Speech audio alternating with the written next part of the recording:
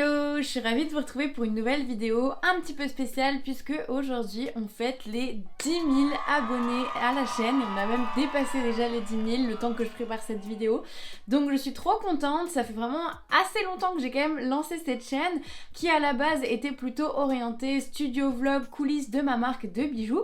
Et puis petit à petit quand j'ai développé l'activité de formation, de formatrice pour créatrice, eh bien j'ai un petit peu fait évoluer mes vidéos plutôt vers le conseil pour donner des conseils, justement des retours d'expérience sur plein de choses que l'on rencontre quand on est créatrice et que l'on souhaite vendre ses créations. Donc voilà, et du coup on a passé les 10 000 abonnés, je suis vraiment très contente. Pour moi c'est quand même déjà beaucoup d'imaginer 10 000 personnes, ça veut dire qu'il y a énormément de créateurs et créatrices qui me suivent et qui écoutent mes retours d'expérience, mes conseils, donc ça veut dire que mon savoir, mon expérience sert à quand même pas mal de monde, donc je suis vraiment ravie et j'avais envie pour fêter ça de faire une vidéo spéciale FAQ, foire aux questions.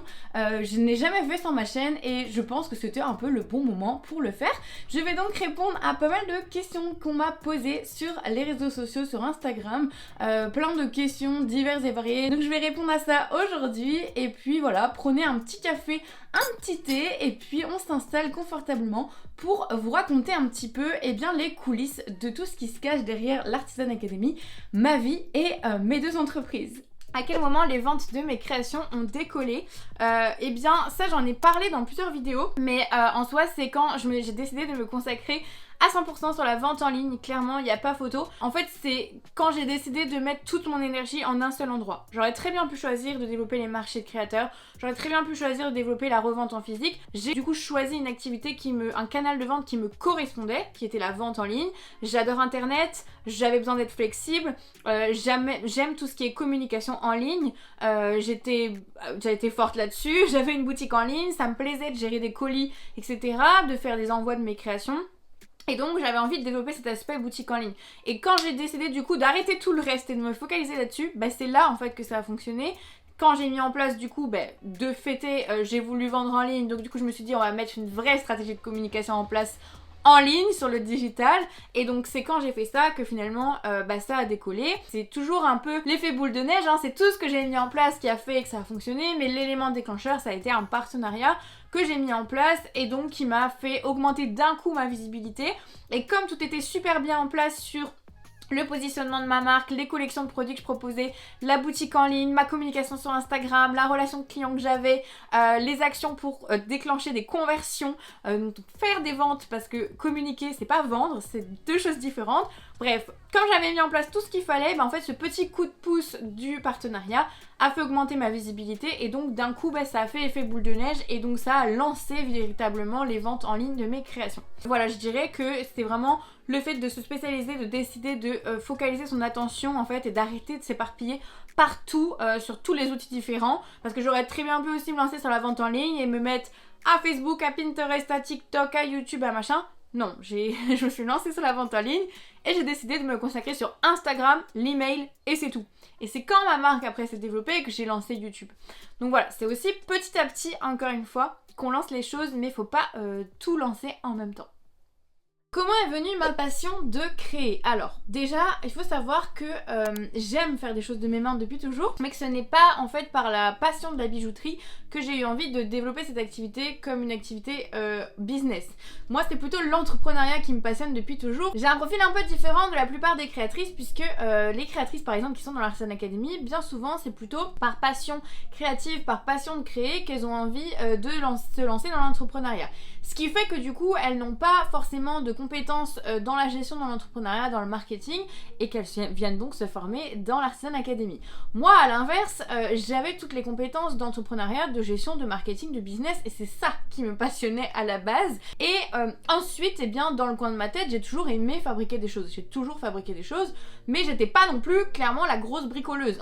J'ai toujours aimé faire des choses de mes mains, mais c'était pas une passion dans mon quotidien, clairement pas. C'est plutôt quand en fait j'ai eu envie de changer de métier, de de quitter un peu le domaine des startups, etc. dans lequel j'étais. Et donc c'est quand j'ai eu envie de me dire je veux faire autre chose.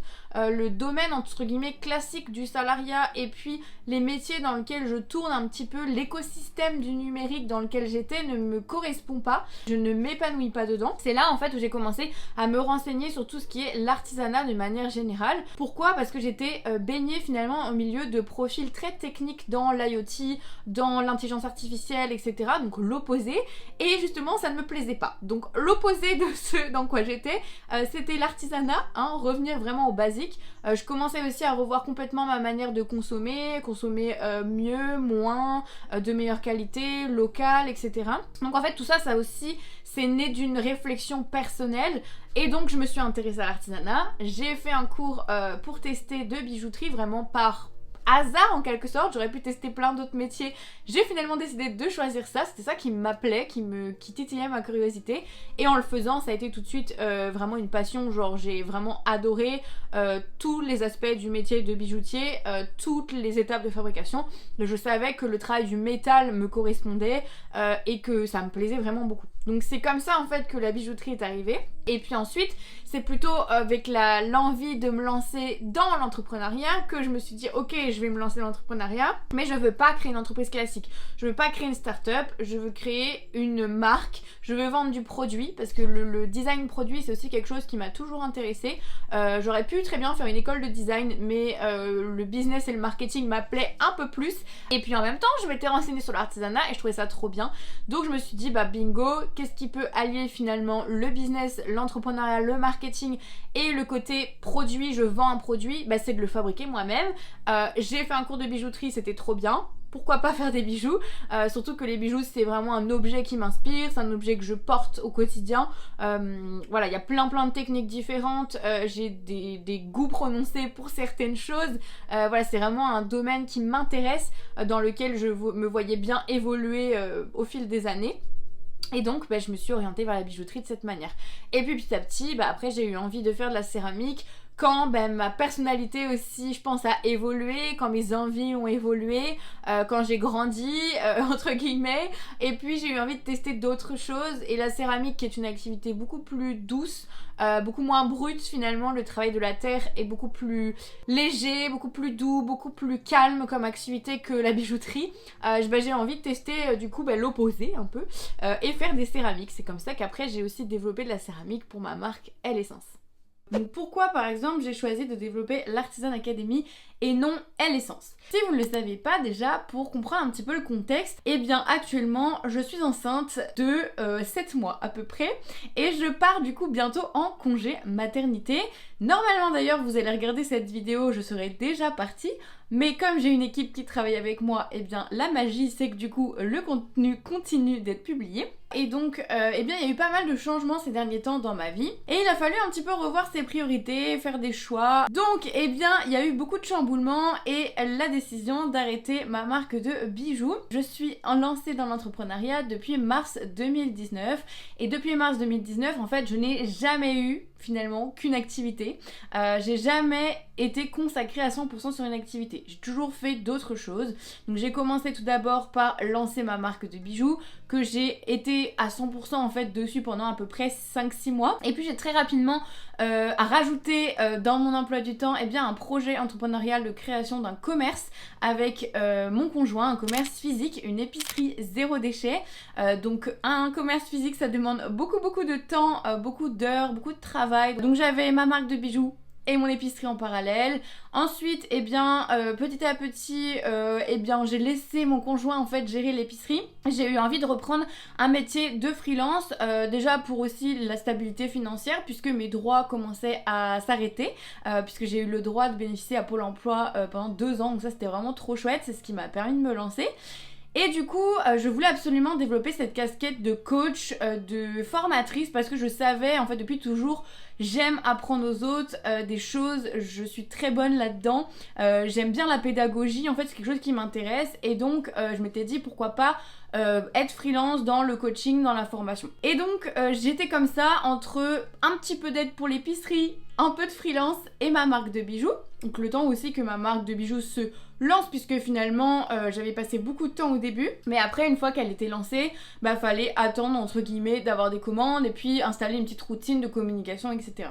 Et puis finalement après j'ai déménagé en Bretagne, on a vendu notre commerce, donc ça c'était trop bien, on a pu du coup s'installer confortablement en Bretagne, acheter une maison, et puis en Bretagne j'étais entre le freelance et ma marque de bijoux. J'ai eu envie d'arrêter cette partie de freelancing, coaching pour continuer à coacher des gens, oui, mais coacher précisément et former précisément des créatrices de produits faits main. J'avais vraiment envie de rester à 100% dans le domaine de l'artisanat dans mon quotidien parce que c'est ce qui me passionne.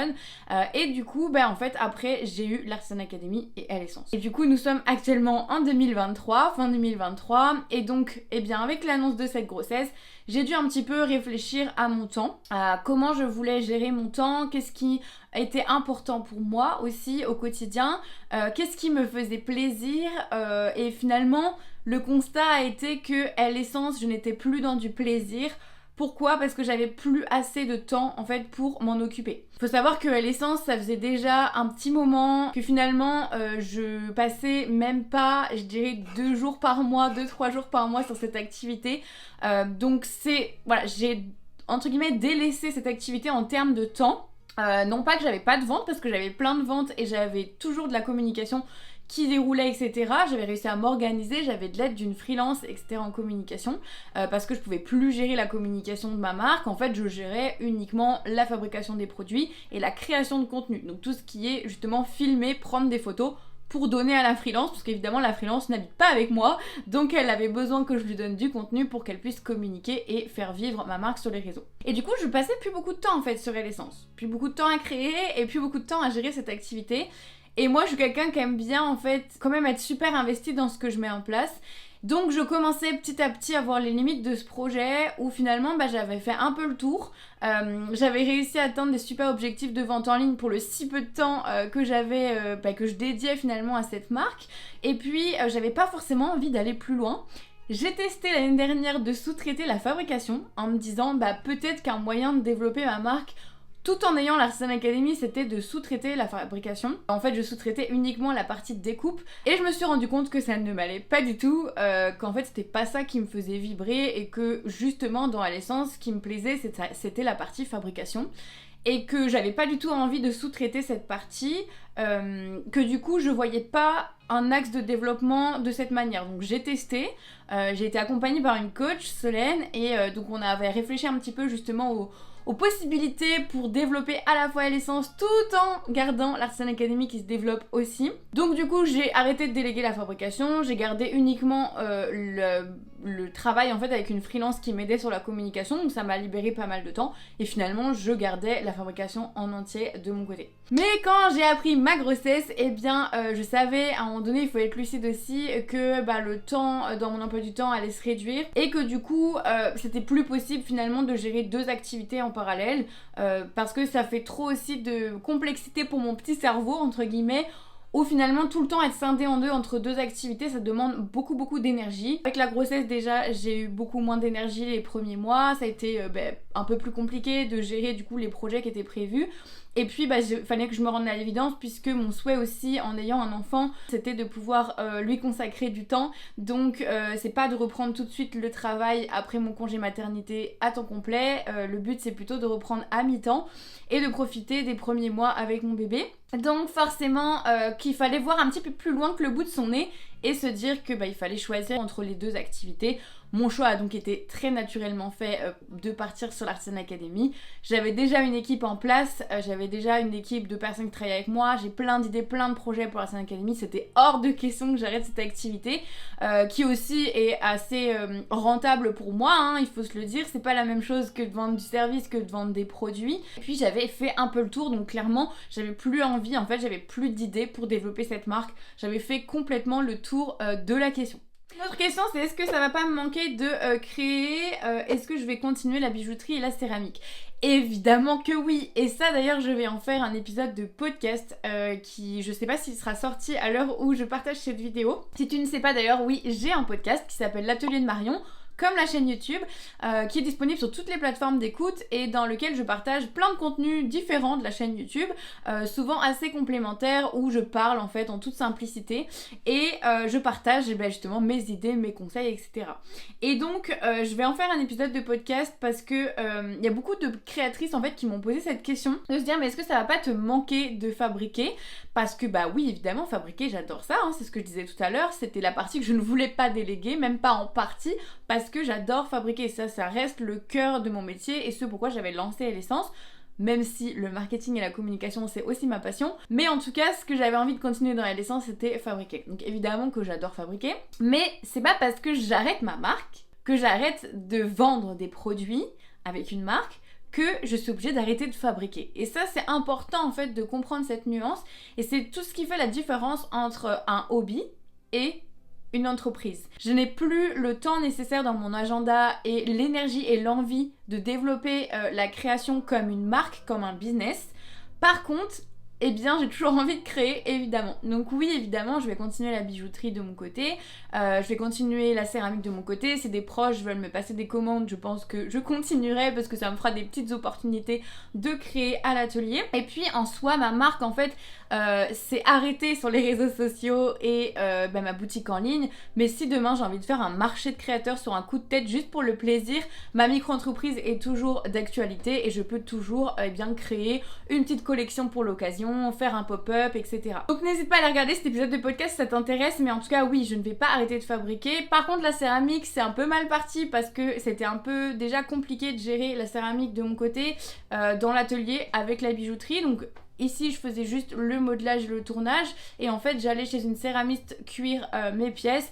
Après c'est pas la porte d'à côté dans le sens où il faut que je prenne la voiture, une demi-heure aller-retour. Et puis la céramiste qui était dans son atelier boutique va quitter son atelier boutique et va retourner a priori chez elle. Donc pour l'instant ce sera plus possible de cuire ses pièces aussi facilement que ce que je le faisais. Mais c'est pas très grave, j'ai plein d'idées de choses que j'ai envie de tester avec la bijouterie. Comme quoi c'est vraiment pas parce que j'arrête ma marque que je n'ai plus d'envie de créer. J'ai plein de techniques que j'ai envie de tester. Je commence aussi à me former au sertissage de pierre.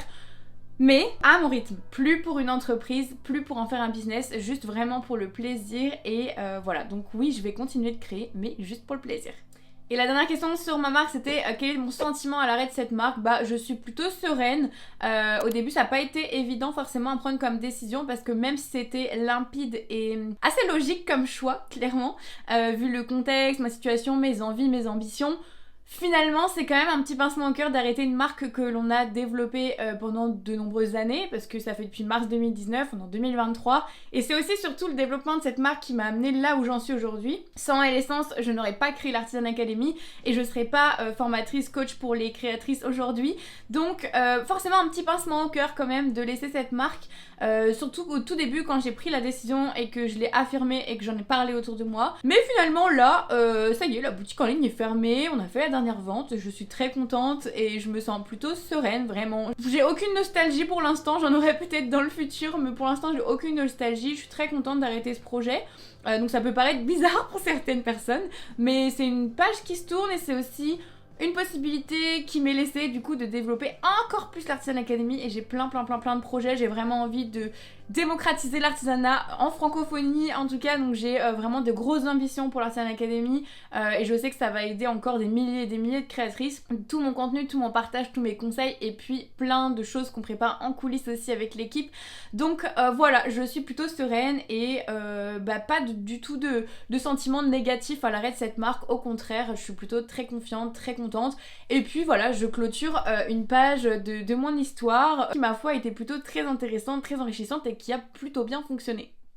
Qu'est-ce que je faisais avant de me lancer à mon compte? Eh bien en fait j'ai fait une école de commerce en 3 ans, donc c'était une école diplômante au bout de 3 ans. Je savais d'ores et déjà que je pouvais pas faire plus parce que déjà mes parents m'avaient, avec beaucoup de chance, avaient pu me payer en tout cas 3 années d'études, voulaient faire la même chose pour mes 2 petits frères, parce que j'ai 2 petits frères. On le savait dès le début que de toute façon on avait 3 ans de payer en école de commerce, c'était déjà très bien, hein, j'ai beaucoup de chance.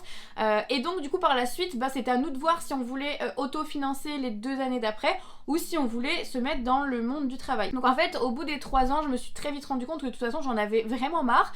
Déjà en fait même au bout d'1 an et demi, 2 ans en école, je voulais déjà travailler, je voulais gagner mon argent, je voulais être autonome sur plein de choses, je voulais être autonome dans mes choix, etc. Et donc finalement c'était hyper naturel pour moi d'arrêter au bout de 3 ans, je voulais pas faire d'études en plus, surtout que je ne voulais pas me spécialiser, je n'avais pas d'idée en fait de spécialisation. Donc du coup je me suis mis en tête de trouver un travail au bout des 3 ans. J'avais fait la filière entrepreneuriat mais je ne voulais pas et je savais que c'était pas une bonne chose d'entreprendre tout de suite. Pour moi en tout cas c'était pas adapté à mon profil, là où j'en étais à l'époque. J'avais besoin d'apprendre encore des choses et j'avais besoin surtout de voir ce que c'était que le monde du travail, même si j'avais déjà fait beaucoup de stages parce que mon école, ce qui était trop bien c'est qu'on avait beaucoup d'expérience en entreprise. Donc je crois que j'avais déjà accumulé 1 an et demi d'expérience en entreprise en 3 ans d'école.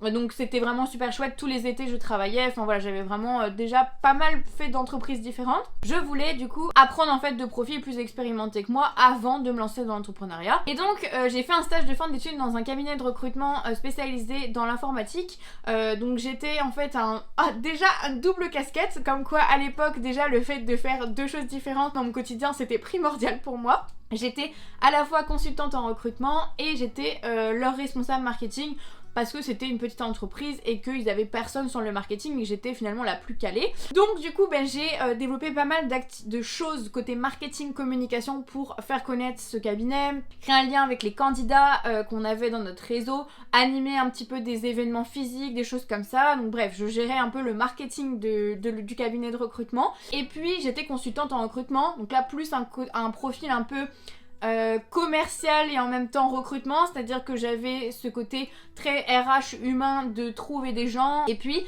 de trouver la bonne entreprise pour eux. Donc du coup j'étais sur cette activité là que j'ai fait je crois pendant 2 ans. Donc du coup je suis montée en compétence sur l'humain en fait, le RH, le côté recrutement, analyser des profils, comprendre le domaine du numérique aussi parce que je recrutais des profils techniques, donc c'est ce qui fait qu'aussi la création de sites web, le web design, l'ergonomie, UX, UI, etc., des choses comme ça, l'IoT, l'embarqué, l'intelligence artificielle, tout ça c'était mon quotidien parce que c'était des profils qui travaillaient là-dedans que je recrutais. Et puis le marketing c'était aussi mon métier, donc je me formais en même temps et je développais des compétences sur la com, sur l'animation des réseaux sociaux, etc. Et puis à un moment donné j'en ai eu un peu marre du côté commercial du poste, j'avais envie de faire autre chose et surtout de développer beaucoup plus ma créativité. Donc je me suis orientée sur un poste 100% du coup marketing communication dans une petite agence de développeurs web. Bon, l'univers ne m'a pas du tout correspondu et même le job n'était pas finalement pour moi. Donc bref, je suis très vite partie et bien c'était à ce moment-là que du coup je commençais aussi personnellement à faire des réflexions sur le côté mieux prendre soin de soi, s'écouter et vraiment faire une analyse profonde en termes de développement personnel de qui j'étais et de ce dont j'avais besoin et de ce que je voulais pour ma vie, que ce soit personnelle ou professionnelle. Du coup je suis partie en voyage avec mon conjoint et puis c'est quand on est revenu que du coup je me suis lancée dans l'entrepreneuriat avec ce que j'expliquais tout à l'heure, l'envie de me lancer du coup dans l'artisanat. Du coup j'avais une question sur Essence, c'était de savoir comment j'ai su que j'étais prête techniquement pour lancer la vente de mes créations. Alors du coup comme moi c'était pas d'une passion créative, c'est-à-dire que j'avais pour objectif de lancer une marque, et fallait bien se mettre des deadlines. À un moment donné il fallait que je me mette une date pour sortir une première collection.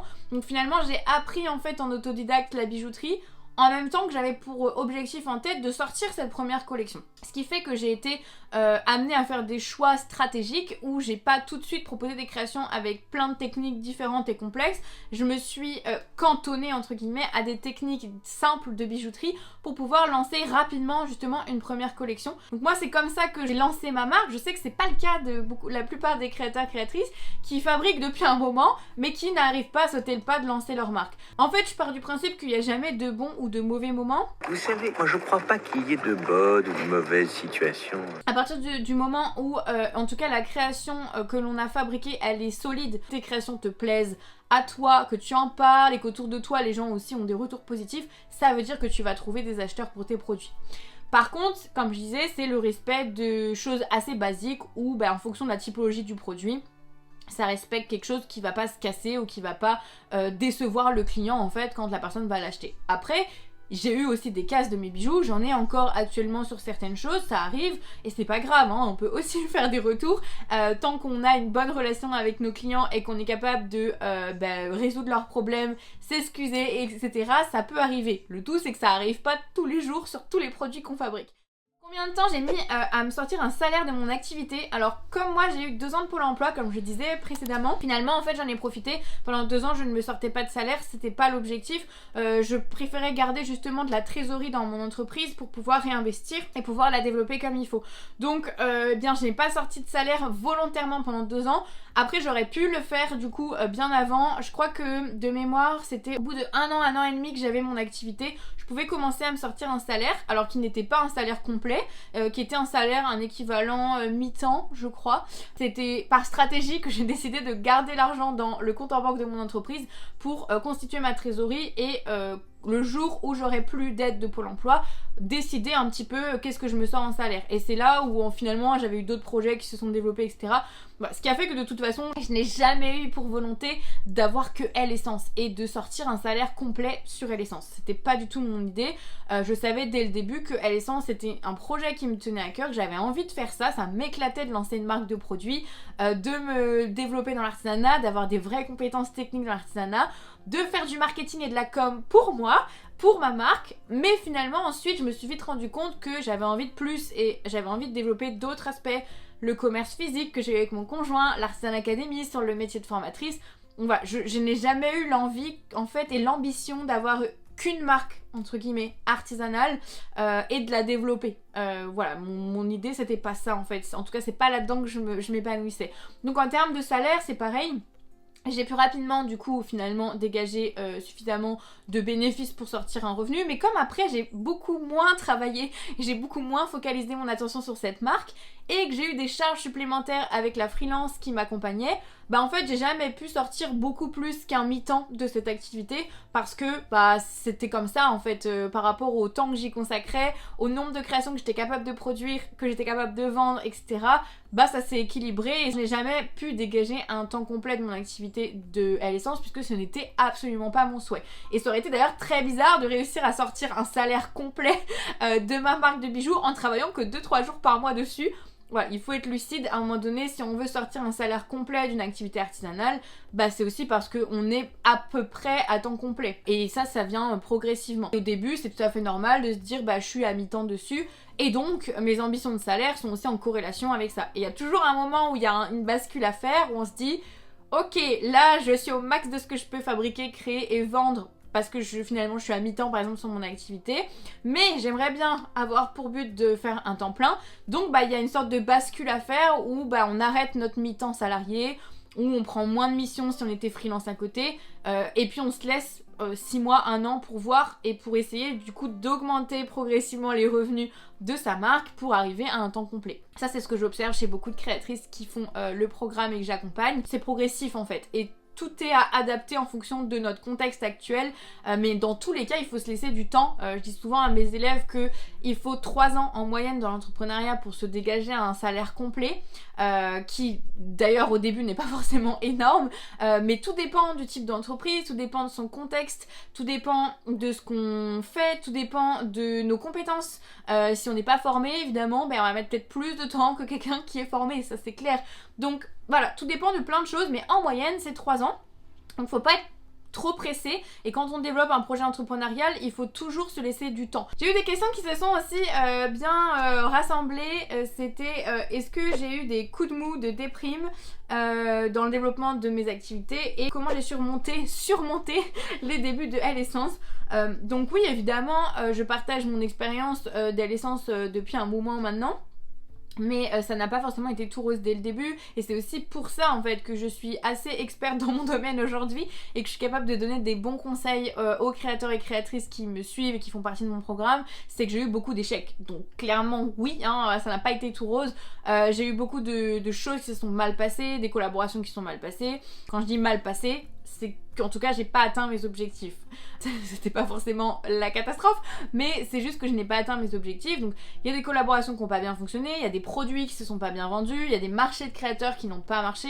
Donc forcément dans ces moments-là, t'as toujours une phase de déception, de remise en question et donc de coup de mou. Après je suis quelqu'un qui est quand même plutôt, je pense que vous l'aurez remarqué, positive, et donc je suis aussi quelqu'un de très persévérante. Donc quand j'ai quelque chose en tête, je sais que je vais mettre tous les moyens pour y arriver. Donc ces échecs là font partie du processus de toute façon dans l'entrepreneuriat. Et donc après qu'est-ce qu'on fait? On se remet en question, on réfléchit sur ce qu'on aurait pu faire mieux et comment la situation aurait pu être meilleure, et on avance tout simplement.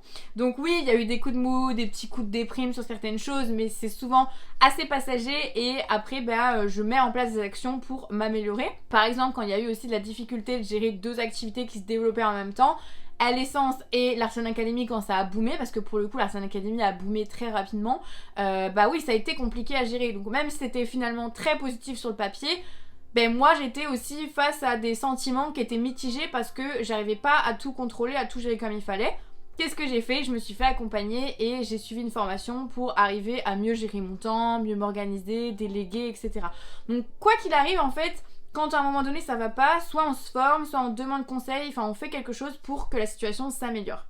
Autre petite question que j'ai reçue, c'est savoir un petit peu quel est mon statut actuel. Alors j'ai toujours eu ma marque de bijoux en format micro-entreprise, auto-entrepreneuse, voilà, c'est les mêmes, pour dire la même chose. Donc ça c'est un statut que j'ai développé, que j'ai mis en place dès le début avec la chambre des métiers de l'artisanat de ma région. Alors j'ai déménagé plusieurs fois, mais en tout cas j'ai toujours gardé le même statut, et c'était un statut qui m'allait très bien. Alors faut savoir qu'effectivement au début j'avais ce statut uniquement pour l'essence, mais du coup quand j'ai lancé l'Arsène Academy, je suis restée pendant un certain temps aussi sur la micro-entreprise. Donc on peut vendre à la fois des services et vendre des produits en micro-entreprise, c'est ce qui est plutôt pratique aussi, tout en ayant finalement pas beaucoup de contraintes en termes d'administratif, de compta, etc. Donc au début j'ai fait ça. Alors par contre on n'est pas taxé, on n'a pas les mêmes impositions du coup sur la micro-entreprise quand on vend des produits que quand on vend du service. C'est pas les mêmes pourcentages, hein. On est beaucoup plus taxé sur le service, ils estiment en gros qu'on a moins de charges à faire du service. Et puis quand l'Arsène Academy s'est développée, déjà je pouvais plus rester en micro-entreprise parce que j'avais dépassé les paliers de chiffre d'affaires, et puis j'avais une équipe avec moi qui me coûtait beaucoup d'argent, donc forcément c'était pas intéressant de rester en micro-entreprise parce qu'en micro-entreprise ils s'en foutent entre guillemets des réelles charges qu'on a. Ils appliquent un barème et puis c'est tout. Donc je suis actuellement en SASU puisque je suis la seule associée.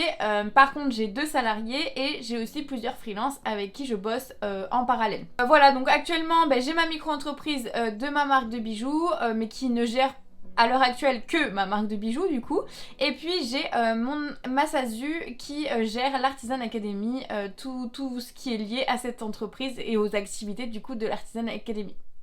J'avais donc une question évidemment sur l'équipe parce que j'en parle de temps en temps, que je ne suis plus toute seule. Et oui, j'étais toute seule jusqu'à...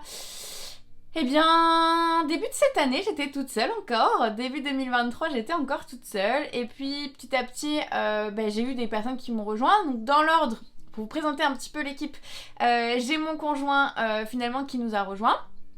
Qui m'a rejoint, qui m'a aidé sur la partie justement création d'une SASU, pour passer de la micro à la SASU, tout l'administratif, toute la comptabilité, tout le domaine financier, puisqu'à la base il est plutôt formé à ça. Enfin il a fait une école de commerce, donc il a des bases dans tout ça, et puis il avait fait surtout des jobs liés à ça, finalement liés à tout l'aspect comptabilité administrative d'une entreprise, bras droit des dirigeants, donc tout ce qui est...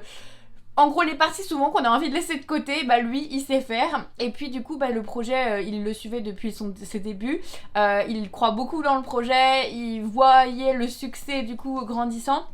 Et puis moi j'avais besoin d'aide, et clairement en fait mon esprit, le savoir que je pouvais libérer mon esprit de la compta, d'administratif, etc., de l'aspect financier, c'était vraiment énorme pour moi. Alors je gérais très bien entre guillemets toute seule quand c'était une micro. Par contre quand on commence à passer à un format d'entreprise classique, il y a beaucoup plus de choses à gérer en quantité mais aussi en complexité, et donc déjà j'aurais eu besoin d'aide quoi qu'il arrive, mais en plus savoir que je pouvais confier ça à mon conjoint en qui j'ai totalement confiance. On a déjà travaillé ensemble du coup dans la création de l'épicerie zéro déchet. On sait qu'on travaille super bien ensemble, on s'entend super bien, on communique super bien et puis il a des compétences que je n'ai pas et on est très complémentaires finalement dans nos envies et nos compétences, nos façons de penser. Donc voilà, il m'a rejoint d'abord à mi-temps et ensuite à temps complet. Pendant ce temps-là, eh bien, j'avais une freelance qui bossait avec moi sur la communication avec Essence, Manon, et donc je lui ai proposé petit à petit de m'aider aussi sur l'Artisan Academy, qui n'est pas du tout la même chose, mais j'avais besoin d'aide, donc voilà, comme on s'entendait très bien, on a commencé une collaboration de cette manière et donc Manon m'aide à gérer tous les réseaux sociaux finalement de l'Artisan Academy, notamment Instagram et puis un petit peu YouTube aussi également. Donc voilà, tout ce qui est réponse aux questions, partage des posts, écriture des posts, montage des reels, etc. Donc voilà, on est toutes les deux sur l'aspect stratégie, mais c'est elle qui met en place après les choses et qui gère au quotidien pas mal de choses. Ensuite, j'ai eu une personne qui m'a aidé sur la création d'un module dans l'Artisan Academy, qui finalement m'a aussi aidé à créer mon site web. C'est Mélina, donc une autre freelance avec qui je bosse du coup assez régulièrement sur des missions liées au développement de site web, à l'aspect développement de site web, web design. J'ai mon frère Julien qui nous a rejoint aussi. Alors pour commencer, il m'aidait beaucoup en freelance sur des missions de montage vidéo YouTube parce que c'est quelque chose qu'il aime bien, qui s'est formé à ça. Et puis petit à petit, finalement, en fait, mon frère a fait la même école que moi. Il est très calé aussi niveau marketing et il a quelques expériences là-dedans. Et pas mal aussi sur l'analytics de chiffres, etc. C'est des choses qui lui plaisent. Donc petit à petit, mon frère m'a rejoint dans l'équipe et maintenant il travaille à 100% avec moi. Donc à 100% j'ai mon conjoint et mon frère. Oui, c'est une équipe familiale. Et puis en fait à la base j'avais pas forcément l'idée de partir sur de salarier des personnes. Donc là c'est plutôt par opportunisme finalement que je salarie mon conjoint et mon frère, puisque c'est des collaborations que je sais qui seront long terme. Et puis quoi qu'il arrive, voilà, c'est vraiment de mon cercle proche. Donc j'étais plutôt à l'aise avec l'idée de les salarier, de leur offrir aussi ce confort. Et puis même moi, avoir vraiment des gens sur qui compter, de confiance, qui ont des compétences dont j'ai besoin au quotidien pour développer l'Artisan Academy et qui croient en mon projet. Et puis le reste après c'est des freelances. Donc Manon est une freelance, il y a aussi Julie qui nous a rejoint pour la côté de rédaction web, et puis Mélina, je disais tout à l'heure, sur le côté web design. Donc voilà, ça fait une petite équipe finalement au quotidien, mais n'hésitez pas à aller regarder sur mon site internet, du coup mon tout nouveau site internet qui a été fait par Mélina, qui est vraiment super beau, je suis très fière. Ça a été un gros projet de développer ce site, surtout en étant enceinte de 5-6 mois, ça fait plusieurs mois qu'on travaille sur le développement de ce projet. Voilà, ça a été vraiment un gros boulot de lancer ce site. Et puis du coup là je suis très contente qu'il soit en ligne, donc n'hésitez pas à aller faire un petit tour si tu veux regarder. Il y a la page l'équipe qui te explique un petit peu qui fait quoi, et il y a les liens pour retrouver les contacts du coup de Mélina, de Julie et de Manon, qui sont des freelances du coup qui proposent leurs services si jamais ça peut vous intéresser. J'avais une question assez rigolote, c'est comment je trouve l'énergie de tout faire, comment je m'organise. Alors en effet je fais pas mal de choses, c'était lié aussi à une autre question, comment je gère tous mes profils, en gros de faire à la fois du podcast, du YouTube, du marketing, de la création, de la formation. Voilà, comment je fais, c'est quoi mon secret ? Alors déjà, faut savoir que je suis quelqu'un qui déborde d'énergie, je suis comme ça, c'est dans ma nature. J'aime bien aussi faire les choses à 10 000%, donc quand je me mets dans quelque chose, je suis souvent à 100% dessus. Par exemple, je me mets à faire du podcasting, je vais pas juste prendre mon micro de téléphone et enregistrer, je vais me renseigner, je vais écouter de nombreux podcasts, je vais voir pour me former, voir pour m'améliorer, je vais pratiquer, je vais toujours me remettre en question. Bref, dès que je me mets dans quelque chose, en fait, je me mets à 10 000%, et ça a toujours été le cas, que je sois dans le salariat ou dans l'entrepreneuriat. Je suis quelqu'un qui me met à 100% dans mes missions. Donc j'ai déjà de base beaucoup d'énergie. Après, comment je fais pour pouvoir gérer autant de choses différentes ? Déjà je m'épanouis justement dans le fait de faire plusieurs tâches, plusieurs missions dans mon quotidien. Mes journées se ressemblent pas du tout, mes semaines se ressemblent pas du tout, et c'est ce que j'adore. J'ai l'impression quelquefois d'être en vacances parce que justement j'ai pas un emploi du temps bête et méchant que je suis tout le temps. Dès que je me lève le lundi matin, je sais qu'il va y avoir plein de choses à faire dans la semaine, mais qui n'ont probablement rien à voir avec ce que j'ai fait la semaine précédente, et c'est ça qui m'épanouit. Aujourd'hui j'ai un podcast, j'ai une chaîne YouTube, j'ai une newsletter, j'ai un compte Instagram, j'ai un site web, j'ai des élèves, etc. J'ai une équipe, donc oui, ça fait beaucoup de choses à gérer au quotidien, mais ça a été petit à petit. Instagram, c'est le premier réseau social que j'ai développé déjà de par ma marque L'Essence. Et puis petit à petit, je me suis expertisée, on va dire, là-dessus. Hein. Je maîtrise vraiment très bien le réseau social, comment il fonctionne, comment faire pour réussir, etc. Tous les codes. Et je suis tout le temps en veille, en permanence, en apprentissage finalement sur le réseau. Donc ça a été le premier réseau que j'ai développé. Avec l'email, parce que l'email c'est aussi quelque chose que j'avais développé dans mes précédents jobs. Après, j'ai ajouté la chaîne YouTube parce que YouTube c'est vraiment, ça a été une révélation quand j'ai découvert YouTube. YouTube est un peu ma première télé, c'est vraiment mon équivalent télé en fait. Et donc je passe beaucoup de temps sur ce réseau social que j'adore.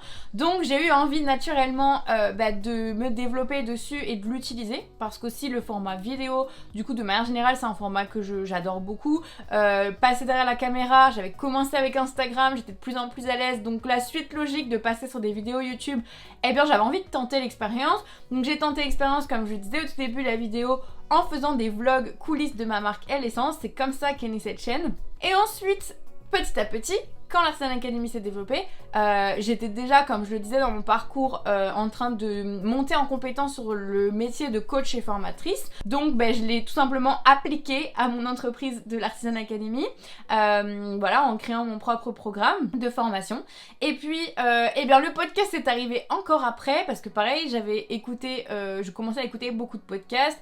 Moi j'adore parler, je suis très bavarde, et donc je me suis dit que c'était un format finalement plutôt intéressant pour moi. L'avantage du podcast, c'est que je pouvais plutôt parler en mode blabla, tranquille, sans pression, comme si j'étais en discussion avec les créatrices et que je voulais leur partager quelque chose. Comme on voit, je l'ai fait petit à petit. Donc j'ai pas développé tout en même temps. Et ça, c'est vraiment le problème de beaucoup d'entrepreneurs, c'est qu'elles veulent être partout en même temps et dès le début, et ça pour moi c'est pas forcément bon. J'ai plutôt développé sereinement petit à petit chacun des canaux, chacun des outils, en essayant à chaque fois, comme je disais, d'être à 100%. Mais du coup, on l'a vu, j'ai aussi mis en place en même temps la délégation.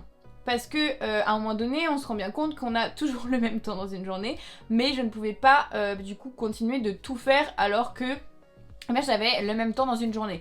Donc petit à petit, je me suis fait accompagner aussi pour pouvoir réussir à faire ça. Je me suis fait coacher, je me suis fait accompagner par d'autres entrepreneuses expérimentées qui du coup m'ont amené à prendre du recul, à savoir comment je fais un bilan sur mon activité, qu'est-ce que je délègue, du coup quel profil je vais recruter pour m'apporter de l'aide. Voilà, petit à petit, les choses se sont mises en place. Donc ce qui fait qu'aujourd'hui, il y a beaucoup de choses dans l'Artisanal Academy, mais je ne gère pas tout. Comme on voit, j'ai une équipe. Par contre, je garde en fait précieusement toutes les choses que moi, je surkiffe et que j'aime beaucoup, évidemment. Et tout ce qui n'est pas ma zone de génie ou que je ne veux plus faire, que j'ai fait pendant un temps et que maintenant je suis lassée, ou que je veux que ça aille encore plus loin et donc je veux quelqu'un d'expert dessus, eh bien je délègue. Et évidemment pour ça faut quand même bien s'organiser, mon emploi du temps est souvent calé un mois à l'avance. Un mois à l'avance je sais ce que je vais faire, je sais combien de temps je vais allouer à chaque projet. La clé c'est vraiment d'être organisé et de savoir vraiment vers où on va pour petit à petit après avoir un quotidien qui s'organise correctement et de manière efficace. Et on va finir sur une petite question très rigolote puisqu'on m'a demandé quel était le prénom de mon chien. Et oui, on le voit assez régulièrement sur les réseaux, sur Instagram ou dans mes photos ou sur YouTube notamment. Mon petit chien s'appelle Ryan. Alors je vous mettrai comment ça s'écrit à l'écran. Et ça veut dire lion en japonais. Donc voilà, c'est un prénom japonais vu que c'est une race japonaise. C'est un Shiba Inu, voilà, qui est adorable, qui a son petit caractère mais qui est vraiment hyper facile à vivre au quotidien et c'est vraiment un animal de compagnie très attachant. Je suis très contente de partager mes journées avec lui puisque oui, du coup, nous comme on travaille à la maison, eh bien on a la chance de pouvoir passer du temps avec lui, donc c'est vraiment, il fait partie de notre quotidien. Mais j'ai aussi un chat, donc on m'a pas posé la question, mais j'ai aussi un chat, oui, qui cohabite avec le chien qui était là avant et qui s'appelle Frisson, qui est un chat européen tigré qu'on voit aussi de temps en temps dans mes reels ou dans mes petites vidéos. Donc voilà, j'ai aussi un chat. J'espère que cette vidéo vous aura plu, c'est vraiment un format différent, pas comme d'habitude, mais finalement j'ai pu vous glisser quelques petits conseils en même temps, mais j'espère que ça vous aura plu de voir un petit peu les coulisses de ma vie, de comment s'est passé ces dernières années d'entrepreneuriat, et puis comme je disais, j'ai plein de projets maintenant pour l'Arsène Academy, donc là je m'en vais tranquillement en congé maternité à l'heure où vous regardez cette vidéo, je reviendrai l'année prochaine. Pendant ce temps-là, mon équipe bosse du coup et c'est ce qui me permet de continuer à vous partager du contenu. Donc restez par ici puisqu'il y a toujours des vidéos YouTube qui sont déjà prêtes en coulisses et qui du coup sont mises en ligne par mon équipe. Et il y a aussi du contenu sur la newsletter, il y a aussi du contenu sur le podcast et sur Instagram. Il y a du contenu un peu partout. Ça c'est l'avantage de ne plus être seule, c'est que même si je pars de mon activité pendant plusieurs mois, et bien avec une bonne préparation et un bon briefing de l'équipe en amont, et bien il y a des choses qui continuent de se mettre en place même quand je ne suis pas là. Donc voilà, restez bien par ici, et puis l'année prochaine du coup quand je reviens, en début 2024, et bien on a plein de projets pour développer l'Arsène Academy, on a plein de choses aussi qu'on veut faire sur cette chaîne YouTube, voilà, pour développer cette chaîne YouTube, proposer des contenus un peu différents de ce qu'on fait, en complément de ce qu'on fait déjà. Donc bref, il va y avoir plein de choses. Donc voilà, restez bien par ici. J'espère que cette vidéo vous aura plu. Et puis n'hésitez pas à me faire des retours, des commentaires, à me dire un petit peu s'il y a des choses qui vous parlent dans mon parcours, dans ce que je partage, de ma vie de créatrice, de tout ce que j'ai vécu, dans les choix que j'ai faits, et puis dans le développement de l'Arsène Academy, bref, si vous avez des questions ou que vous avez envie de me partager des choses, n'hésitez pas en commentaire, je vous répondrai, je vous lirai évidemment. Et puis sinon je vous dis à très bientôt pour une vidéo plutôt conseil, hein. Évidemment là c'était un format un peu particulier. Donc je vous retrouve pour une prochaine vidéo conseil. N'hésitez pas à vous abonner pour ne pas la manquer. Et puis je vous dis à bientôt.